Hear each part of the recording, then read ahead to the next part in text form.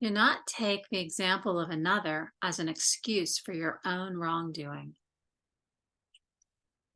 Bowl of Saki, August 18, by Hazrat Inayat Khan, commentary by Piro Murshid Inayat Khan. How few there are in this world who stop to think whether the actions of another are right for him. We are so ready to accuse another, and we are so ready to hide our own faults.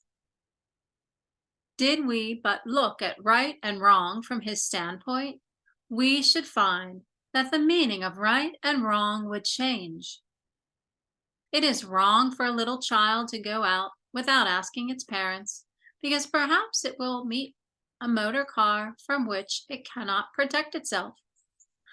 But would the same thing be wrong for a grown-up? It is only during the age of childhood that the act is wrong. Later, it is right. Look not on life as a person would watch a play on the stage. Rather, look upon it as a student who is learning at college. It is not a passing show. It is not a place of amusement in which to fool our life away. It is a place for study in which every sorrow, every heartbreak brings a precious lesson. It is a place in which to learn by one's own suffering, by the study of the suffering of others, to learn from the people who have been kind to us, as well as from the people who have been unkind.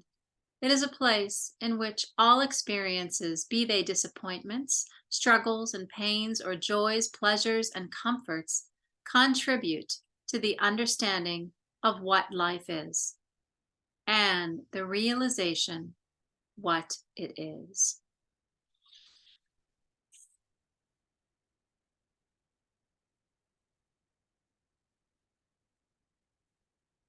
When the moral conception of life is understood better, when man knows what is right and what is wrong, what is good and what is bad, and judges himself only, he sees these two opposite things in his own life, person and character.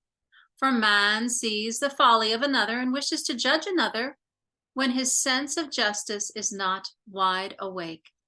Those whose personalities have brought comfort and healing to their fellow men were the ones who only used the faculty of justice to judge themselves, who tried to correct themselves of their own follies, and being engaged in correcting themselves, had hardly time in their life to judge another.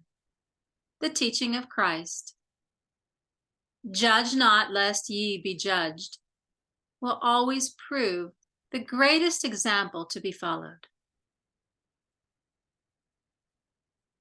At every step of evolution, man's conception of good and bad, of right and wrong changes. How does it change? Does he see more wrong, or does he see less wrong as he evolves? One might naturally think that by virtue of one's evolution, one would see more wrong. But that is not the case. The more one evolves, the less wrong one sees. For then it is not always the action itself which counts. It is the motive behind it. Sometimes an action apparently right may be made wrong by the motive behind it. Sometimes an action apparently wrong may be right on account of its motive. Therefore, although the ignorant are ready to form an opinion of another person's character, therefore, although the ignorant are ready to form an opinion of another person's action, for the wise it is most difficult to form an opinion of the action of another.